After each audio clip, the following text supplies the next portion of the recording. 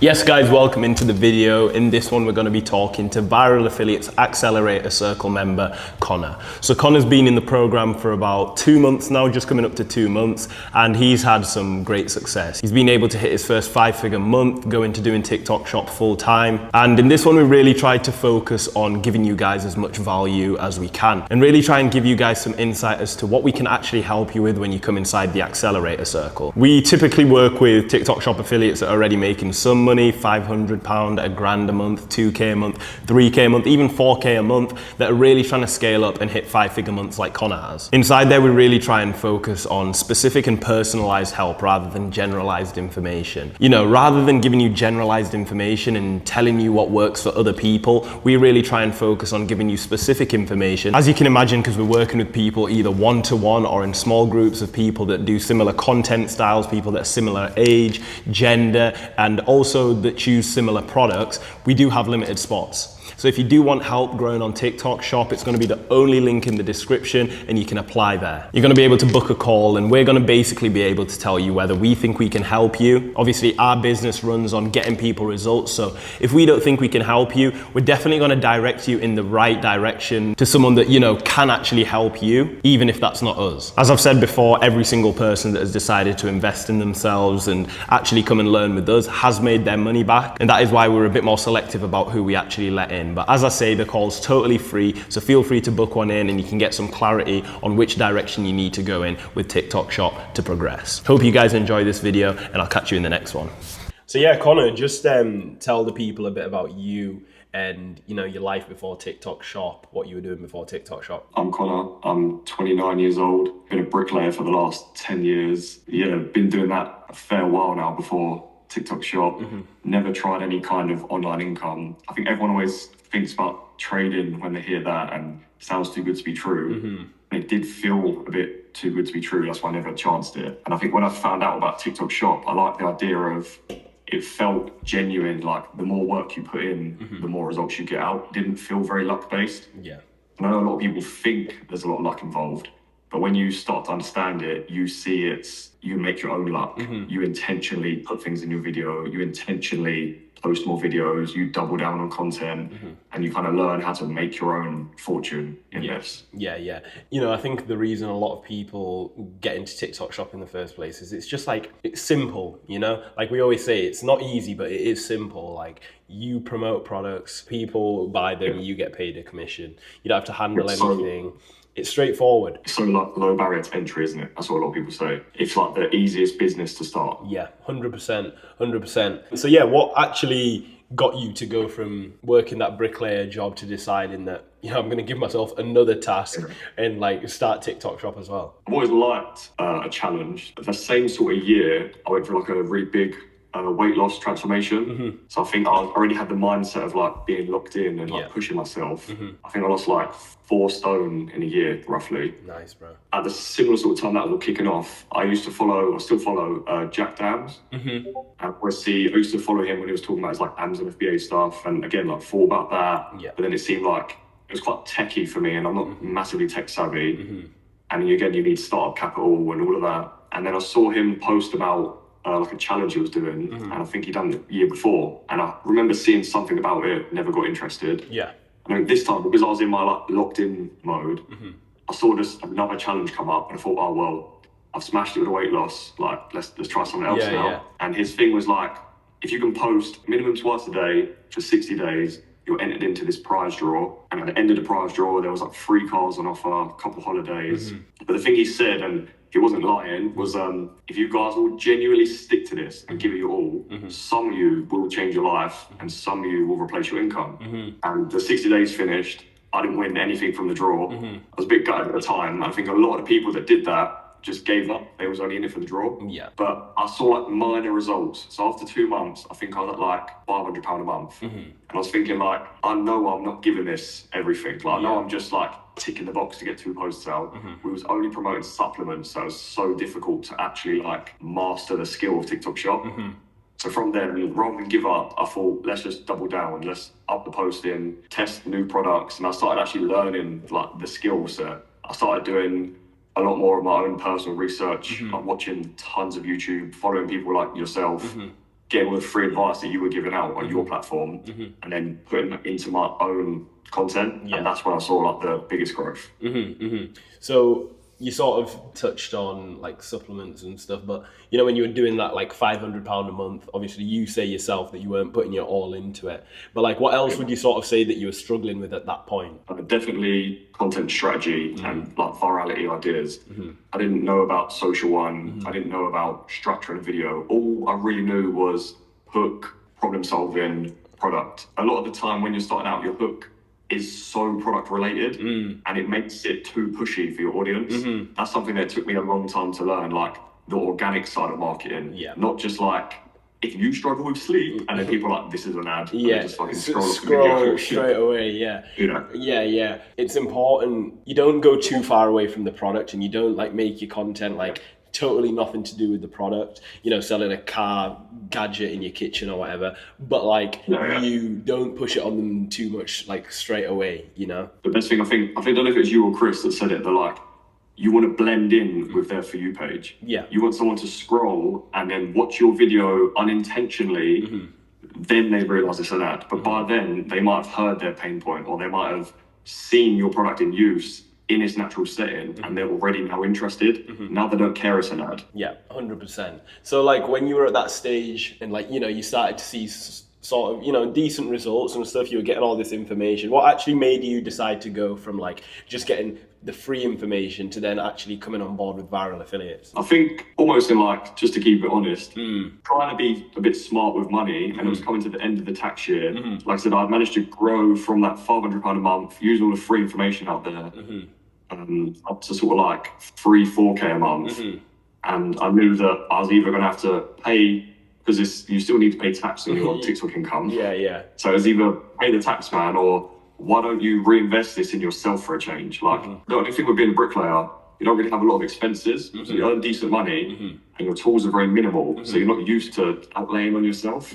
So I think it was like, it felt very unnatural to make that big investment, but I knew if I wanted to take it serious, it was kind of necessary. 100%. From my side, when you came in, I could instantly see, like, I guess like what you were saying before about like your weight loss and like your transformation and all of that, like I could see that you had the work ethic straight away, and like you were really committed to this. I think it was your first ever call. You called and you were at the gym, and I was like, what? You're right, Connor. But like, you know, I could see that you were sort of committed to it straight away. So how was your experience from your side, obviously coming on board? Had you been in like a paid group before or anything? I've never been in any other paid groups. Like I said, the group that I started with, that was through, so Jack Downs runs his marketing agency. And to do the 60-day challenge, we had to become like part of that group.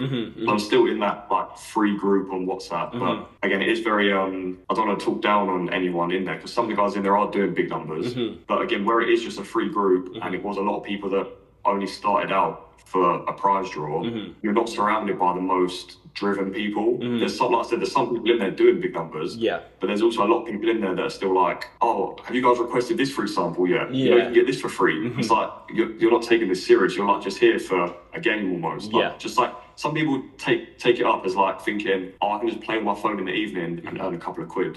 Some people don't still realise like the actual potential on the app. So yeah, when you actually came in and like, you know, got into Viral Affiliates and all of that stuff, what was sort of, like sort of like what I said, like what was your experience with that, and how did that sort of go? I think the group calls were good. Like, it's nice instantly to be surrounded by people doing it, because the only thing with TikTok that a lot of people also don't talk about probably is how sort of lonely it is of like a work mode. It is just you do your film. Like now, obviously, it don't have to be like that. And now I've introduced skits into it. But I think when most people start out, that's probably why they quit, because it's just you're on your own playing with your phone. You stay up late editing your videos. And it's just quite unmotivating to do it, especially if no one knows doing it.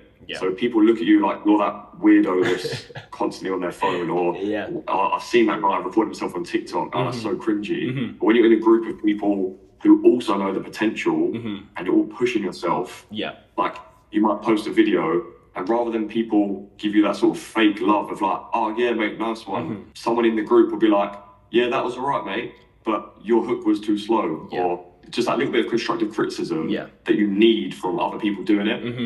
100%. At the end of the day, for you at that stage, like you were getting back from work, I assume, you know, you get the gym in, and then it's like you got to create content, and then you got to edit content. Then by the time you've done everything in, like, I'm pretty sure you're similar to me, where you're like, I need to get my tasks done. And by the time you can finally be like, right, I've got my tasks done, everyone's gone to bed, and you're just like, oh, like the day is gone. That's why I really knew. The thing that gave me the push was I knew that my quality of life was suffering from the hustle. And I knew that to progress it further, I either needed to get that help or constantly suffer.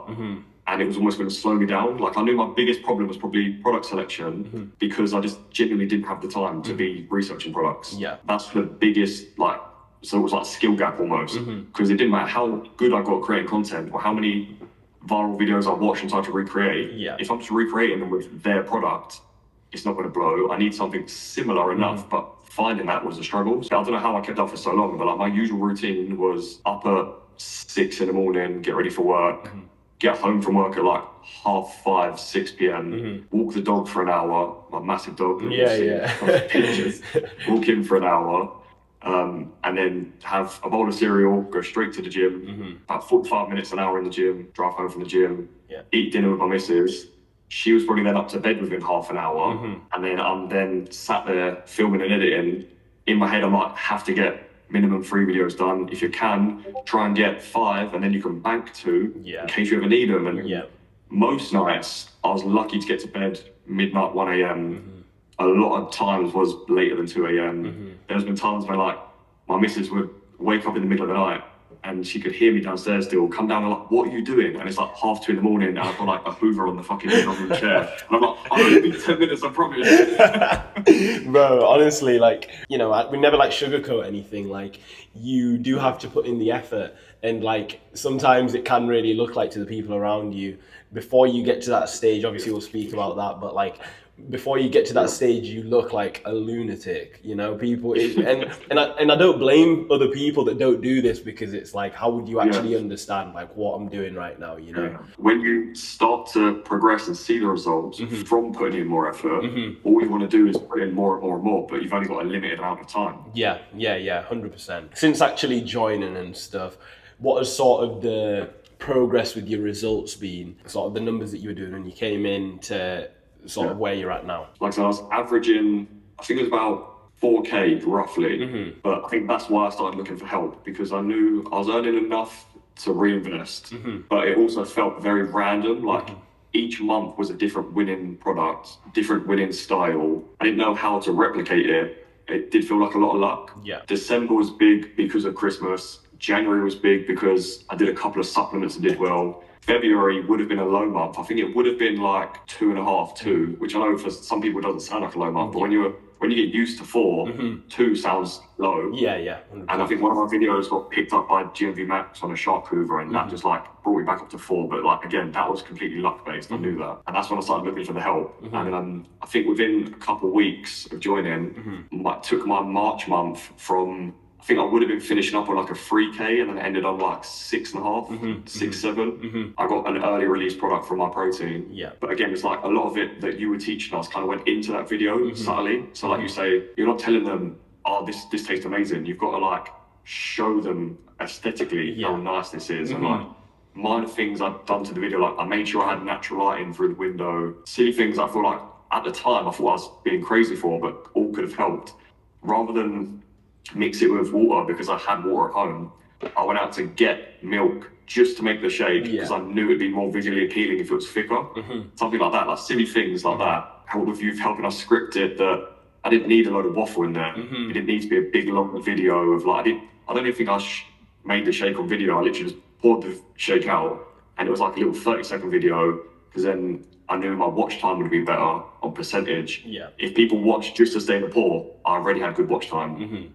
And then after that was when I think the product selection kind of came in through you guys. After a couple of weeks, it gave me a chance to understand the products you were giving us and actually get a lot of them ordered. And then that's when I had my biggest month just gone. What was we, April?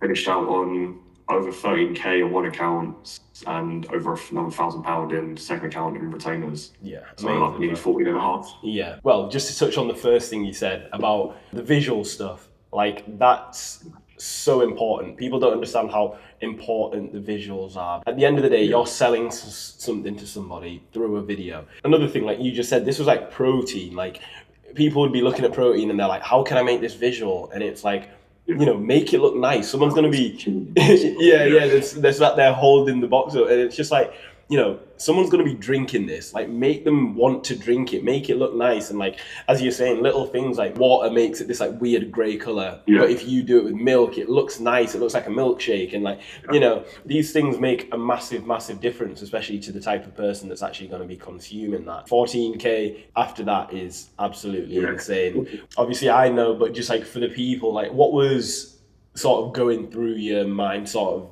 you know, in that month? It still doesn't quite feel real. Like I say, from the kind of like grafting background, like when I was younger, before I was fully bricklaying, I spent about 8 or 9 months doing 7 days a week when I was just like learning the trade and helping my dad spray paint lorries because I was still like money driven. Yeah. So it was like 7 days a week grafting to get like, I don't know, less than £1,000 a week. So when you're doing £1,000 days from playing with your phone, it literally feels unreal. It doesn't still sink in. Yeah, 100%. You know, you get used to it, but it never quite makes sense in your head where you're like, I'm making this money from making these videos and people are actually buying from these videos. It is insane. Sort of in terms of that month as well, like what was sort of some of the things that you think helped the most, things that you were doing, things that we helped you with as well. But, you know, just from your experience, what was some of the, you know, big drivers with that month? You telling us to follow similar creators definitely helped. So rather than just following like whoever I thought was doing well, actually following people similar to me and similar to my audience, and then studying their outliers. I think that's one of the first things you push on us. Yeah. I think without giving it away too much, I think I was following Lock Price Deals, one of the main people he takes follow, and I know he does really well. I think I saw him do a study gun video, and that was an instant outlier on his page. I saw it do well. Like early on into the video, I thought, well, I've never put my car on in my content before. I'm into cars. Why not pick this up? Like I can actually connect with this product, and I might be able to sell it well. Yeah. And at the same time, I looked through a bit like the other end of product research, like actual sort of video research. So I looked through Social One and saw if anyone had done skits on this product before, and no one had. So I saw like a gap in the market and was like, well, if I can make a decent skit, then this is like an untapped opportunity for this product. Yeah. And that video blew up, and then I used like what you and Chris were telling us about doubling down on winners, and I sort of had to think of how else can I do this product? What other angles or what other styles of content haven't been hit? Yeah. And like a lot of your coursework goes through the different styles. I knew that my weakest point was probably faceless. But that was another video that then blew up. I did a faceless angle on the same product, and that blew up.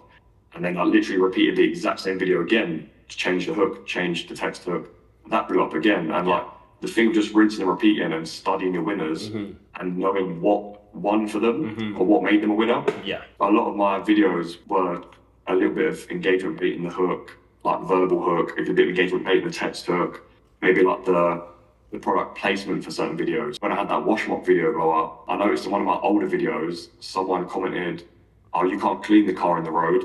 So I made sure when I refilmed it, had the car in the road again, hoping for that comment bait. Yeah. And that drove like 50 plus comments because like the best kind of engagement bait when you're not the one arguing. If you can get people to argue in your comments, they'll just boost your video for you. Exactly. We always say it. It's like when you make it too obvious and it's not subtle, it ends up like you're doing too much to get that engagement bait across when really you want to do something so subtle that people in the comments are even arguing about whether that was supposed to be there or not. You briefly mentioned outliers. Obviously, you know, we know, but someone watching this video might not know what an outlier is. Can you sort of just explain for them what we mean when we say outlier? That's pretty something that I struggled with as well when I was starting. Like, if you're posting your 2 or 3 videos a day, at the end of 3 days or so, look back on your content. And if you're someone that averages 500 views a video, and one of your videos gets 2,000 views, 3,000 views, don't just think like, oh, I had a lucky video, or oh, that one just done better. But there will be a reason that done better. Yeah. It might have been maybe your lighting was a little bit better. Maybe your hook was actually intentional. Maybe your engagement bait was subtle enough to drive some engagement. Or maybe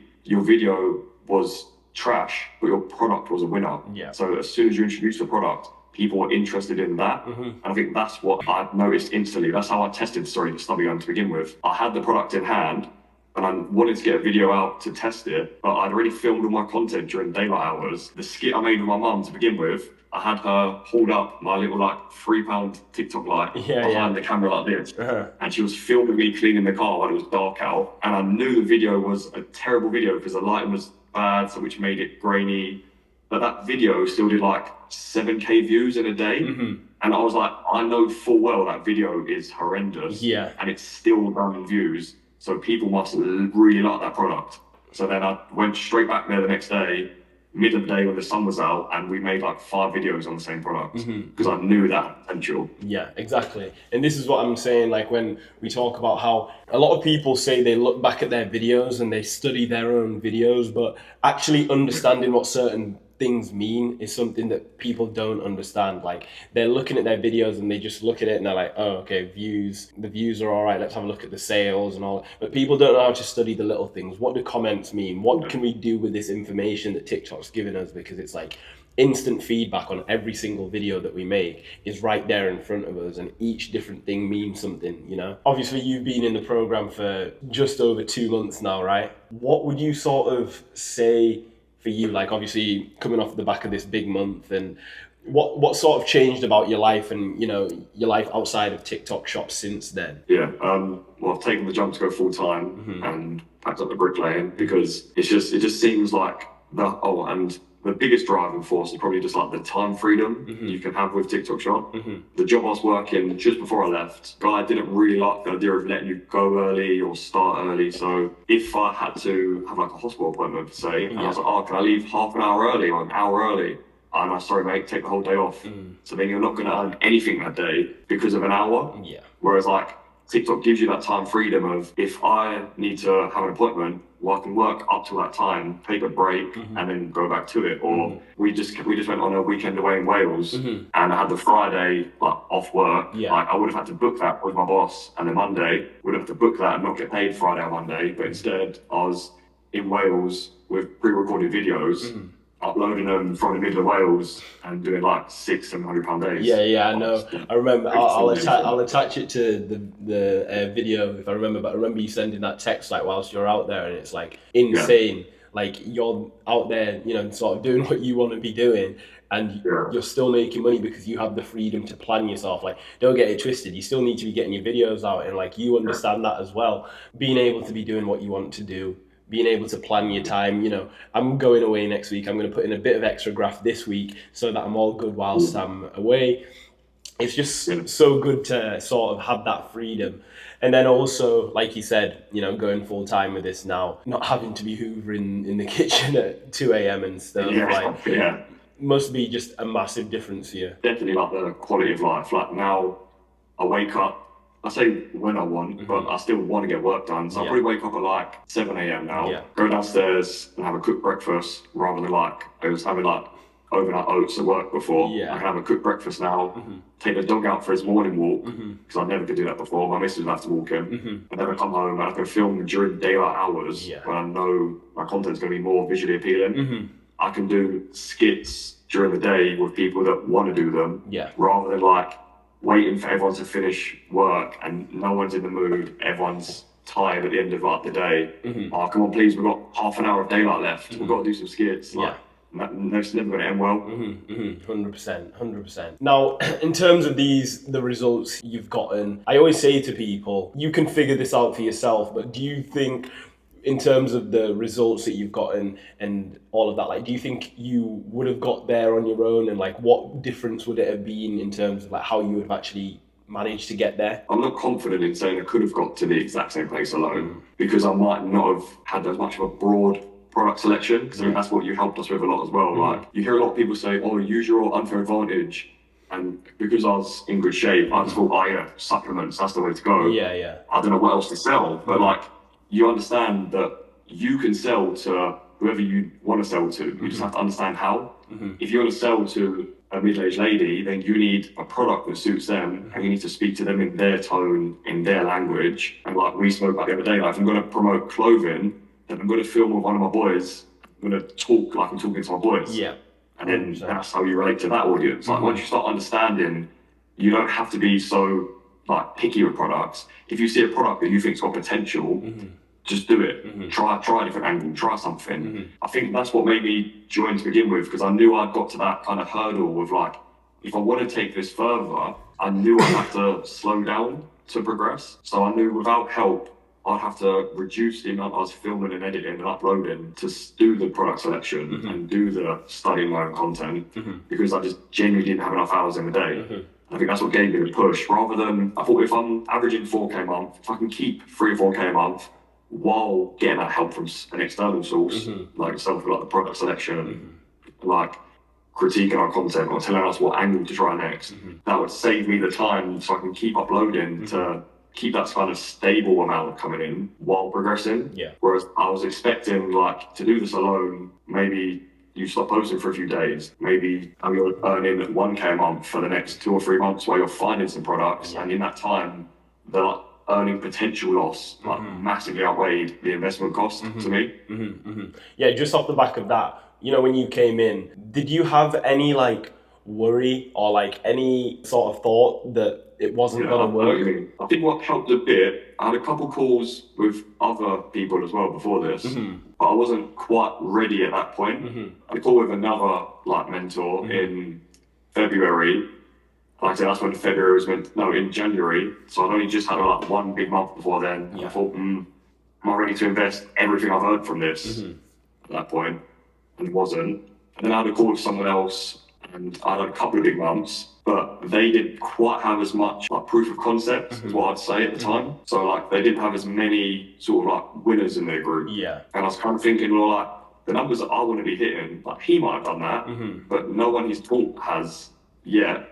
So how can I trust that that's what's going to be produced? And I think at the time, it was just quite a good time for me. When I outreached to you, I think I'd just seen Chris do like maybe an 8K month or something like that.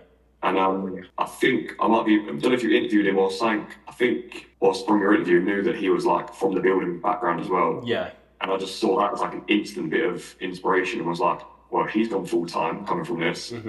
Like, then why can't I?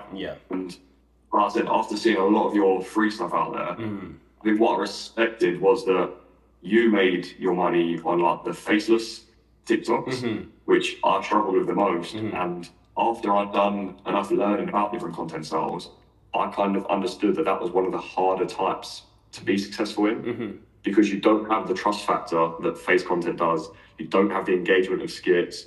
You just need to be able to plan your script so well to keep people engaged throughout.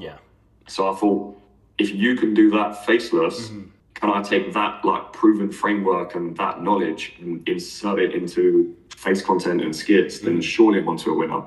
100%. I think I remember us talking about that in the early days when you were like, I was sort of asking you, you know, what you're looking to get out of the program and like what you actually wanted. And you mentioned that it was like, if you could, with obviously being someone that, you know, doesn't mind being on camera and all of that, if you could take the faceless side of things and understanding structure, like you mentioned earlier, I have a massive focus on structure because, as you just said, like if I had no structure in the videos that I was making, like no one would watch them, because there's no person, there's just hands and a product. You know, it has to be structured right, I have to be saying the right things.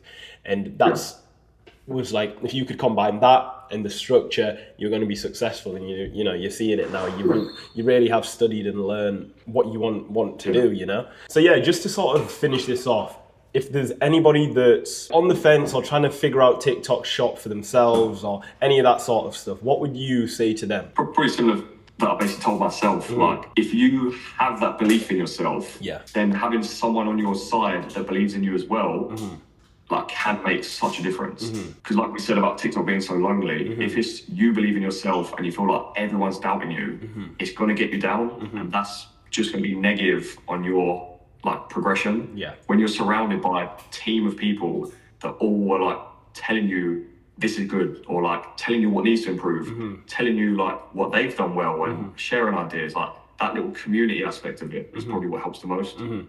I didn't ever see this as just like, oh, I can earn a few quid on TikTok. When you learn about it a bit deeper, you see that you're actually learning a skill set. You're learning sales, you're learning marketing, you're learning editing, you're learning, like, say, product selection, that kind of aspect of it. Yeah. And you can take those skills and transfer them into other aspects of life. Like you might, if this ever does go away, there'll always be a means of using organic content. Yeah, 100%. And like, you know, a lot of people, obviously, you know, with our understanding, like how social commerce is going, like TikTok Shop isn't going anywhere, but a big doubt for a lot of people is like, what if TikTok Shop ends? Like, what have I wasted all my time? It's like, you don't think about that if you were learning marketing. You wouldn't think about it like that. And you're learning the most modern way of marketing right now. Do you really think if TikTok Shop went away, you wouldn't find another way to make money with the skill set that you've built up, you know? Exactly. So yeah, that's a really good point. Like what I said earlier on, that like what weighed it up for me, which I don't know if that would help anyone on the fence, but like they call it opportunity cost. Like people waste money every weekend going out. Yeah. Like what if you're happy to blow money on literally just useless crap, why would you not invest in yourself instead? Yeah. Like worst case scenario, at least you tried. Rather than you didn't go to waste because at least you tried. 100%. It's almost as if like they can't think about it logically. Like you're literally spending your money with like, you know, for like a short-term buzz of a little bit of happiness when you could literally, with that same money, change the rest of your life. But people can't see that widely sometimes, you know, the big picture. I'm so confident in you, and obviously with us as well, that like you're going to keep pushing on. There is definitely bigger months coming. So yeah, it's not going to be the last time they see you on the channel and stuff. And yeah, we've got to get back to the graft. Yeah, we've got to go back to it.